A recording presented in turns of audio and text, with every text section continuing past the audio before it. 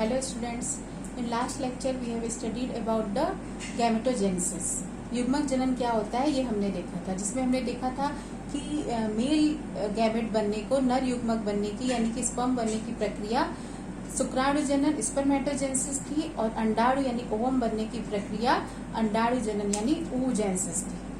Today we will start our next topic, that is TS of ovary. Ovary यानी अंडाशय का जब हम टीएस काटेंगे ट्रांसफर सेक्शन तो कैसा दिखाई देगा. तो देखिए ये है ओवरी का जब हमने टीएस काटा तो ये सारी चीजें उसमें दिखाई देती हैं. तो देखिए लास्ट लेक्चर पे हमने आपको बताया था कि ओवरी में कुछ जर्म सेल भ्रूण परिवर्तन के दौरान ही उपस्थित होती हैं, विकसित हो जाती हैं और वो जर्म सेल ही आगे चल के ओवम यानी कि अंडाणु बनाती हैं. तो ये जो जर्म सेल होती हैं वो जन्म से पहले से ही उपस्थित होती हैं. तो देखिए यहाँ पे ये जर्म सेल्स हैं, ये जर्म सेल्स जो कि जन्म के पहले से ही उपस्थित हैं. ये जर्म्स, इन सारे जर्म, ये कई करोड़ों होती हैं, इन कई में से कोई एक जर्म सेल जो होती है वो मैच्योर होके यानी परिपक्व हो जाती है और परिपक्व होके बनाती है प्राइमरी फॉलिकल यानी कि प्राथमिक पुटक. ये है प्राथमिक पुटक. ठीक, इसमें बीच में देखिए यहाँ पे ये है प्राइमरी oocyte यानी प्राथमिक अंडक, जो कि लास्ट लेक्चर में हमने oogenesis में अंडाणु जनन में बताए थे कि किस तरह से जर्म सेल यानी कि अंडजननी से किस तरह से प्राथमिक अंडक बनता है, किस तरह से बनता है. तो सूत्रीय विभाजन द्वारा प्राइमरी oocyte बनता है.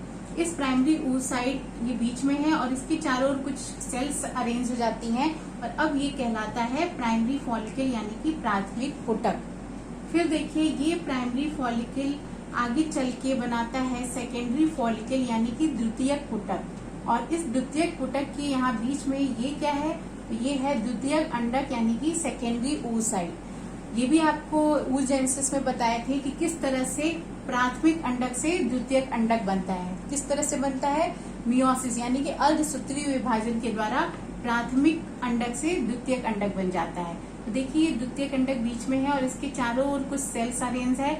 इस पूरे स्ट्रक्चर को कहते हैं द्वितीयक पुटक या सेकेंडरी फॉलिकल. फिर ये सेकेंडरी फॉलिकल आगे चल के बनाता है ग्राफियन फॉलिकल यानी ग्राफी पुटक.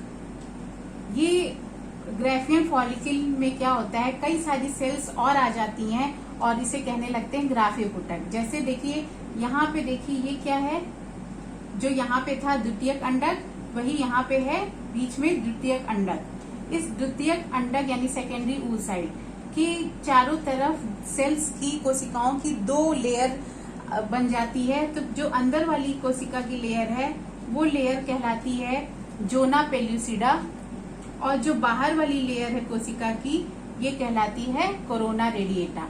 तो ये दोनों लेयर किसके बाहर है, सेकेंडरी oocyte यानी द्वितीयक अंडक के बाहर ये दोनों लेयर बन जाती हैं. फिर देखिए यहाँ पे कुछ कैविटी बन जाती है, गुहा बन जाती है जिसको बोलते हैं एंट्रम. ठीक, फिर यहाँ देखिए ये जो ग्राफियन फॉलिकल है, ग्राफी पुटक, इसके चारों ओर भी कोशिकाओं की दो लेयर बन जाती है जिसमें से बाहर वाली लेयर को कहते हैं थीका एक्सटर्ना और अंदर वाली लेयर को कहते हैं थीका इंटरना. ठीक, तो ये पूरा स्ट्रक्चर क्या है, ग्राफी पुटक यानी ग्राफियन फॉलिकल का है. ये भी एग्जाम में पूछा जाता है कि ग्राफियन फॉलिकल का स्ट्रक्चर कैसा होता है या ड्रॉ करिए. तो ग्राफियन फॉलिकल के स्ट्रक्चर में आप लोग इतनी सारी चीजें दिखाएंगे जिसमें आप दिखाएंगे कि द्वितीयक अंडक होता है, द्वितीयक अंडक की चारों तरफ दो लेयर होती है कोशिकाओं की, अंदर वाली लेयर जोला पेल्यूसिडा और बाहर वाली लेयर कोरोना रेडिएटा. उसी तरह एक कैविटी बन जाती है जिसे कहते हैं एंट्रम और उस कैविटी के बाहर यानी ग्राफियन फॉलिकल के बाहर भी कोशिकाओं की दो लेयर होती है जिसमें बाहर वाली लेयर कहलाती है थीका एक्सटर्ना और अंदर वाली लेयर कहलाती है थीका इंटरना. तो ये था ग्राफियन फॉलिकल जो कि किससे बना, द्वितीयक फॉलिकल से ग्राफियन फॉलिकल बन गया. फिर देखिए ये ग्राफियन फॉलिकल आगे चल के जब मैच्योर हो जाता है, परिपक्व हो जाता है तो ब्रस्ट हो जाता है इसकी वॉल यानी कि फट जाती है. तो जब इसकी वॉल फटती है तो यहाँ पे क्या होता है, ये जो इसके अंदर द्वितीयक अंडक था वो द्वितीयक अंडक निकल जाता है और वो इस ओवरी यानी इस पूरे अंडाशय के बाहर निकल जाता है और इस प्रक्रिया को कहते हैं ओव्यूलेशन यानी अंडोत्सर्ग। यानी कि अंडोत्सर्ग वह प्रक्रिया है जिसके द्वारा द्वितीयक अंडक इस Graafian follicle, ruptured Graafian follicle यानी कि फटी हुई ग्राफियन फॉलिकल से बाहर निकल जाता है इस ओवरी के, अंडाशय के। देखिए यहाँ लिखा है सेकेंडरी अंडक oocyte यानी द्वितीयक अंडक बाहर निकल गया। आपको उसमें लास्ट लेक्चर में बताया भी था कि जब oogenesis की प्रक्रिया बताई थी तो उसमें बताया था कि जब द्वितीयक अंडक बनने तक की प्रक्रिया ओवरी यानी अंडाशय के अंदर होती है, लेकिन द्वितीयक अंडक के बाद की प्रक्रिया यानी कि ओवम यानी अंडाणु बनने की जो प्रक्रिया है वो कहाँ होती है, वो फैलोपियन ट्यूब यानी कि अंडवाहिनी में जाके होती है।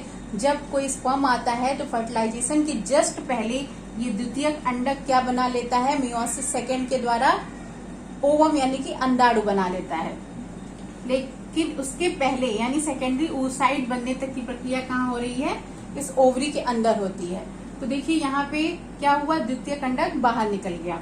फिर उसके बाद क्या होता है, ये है रप्चर्ड ग्राफियन फॉलिकल, ये फट गई। ये ग्राफियन फॉलिकल फटने के बाद ये लिखा है रप्चर्ड ग्राफियन फॉलिकल।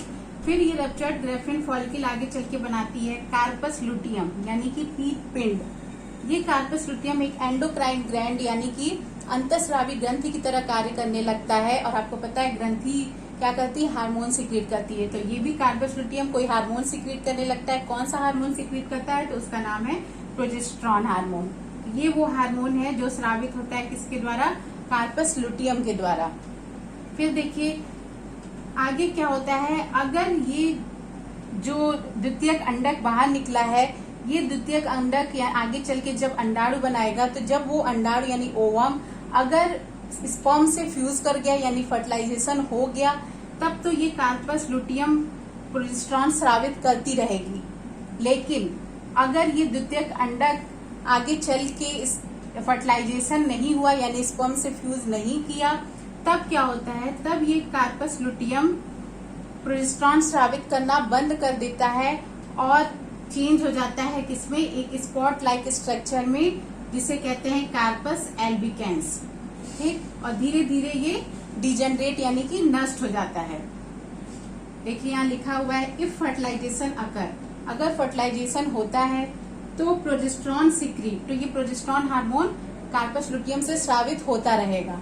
लेकिन अगर फर्टिलाइजेशन नहीं हुआ इसका स्पर्म से, तो if fertilization not occur corpus luteum change into corpus albicans, अगर फर्टिलाइजेशन नहीं हुआ तो प्रोजेस्टेरॉन का लेवल क्या हो जाएगा, कम हो जाएगा, घट जाएगा, और ये कार्पस लुटियम किसमें चेंज हो जाएगा, एक स्पॉट लाइक स्ट्रक्चर में, इसे बोलते हैं कार्पस एल्बिकेंस, और धीरे धीरे ये डिजेनरेट यानी कि नष्ट हो जाएगा।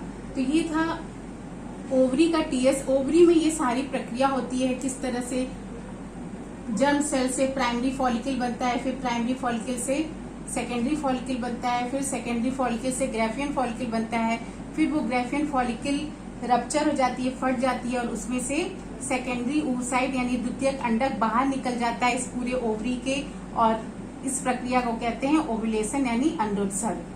फिर ये ग्राफियन फॉलिकल कहलाता है कार्पस लुटियम, पीत पिंड।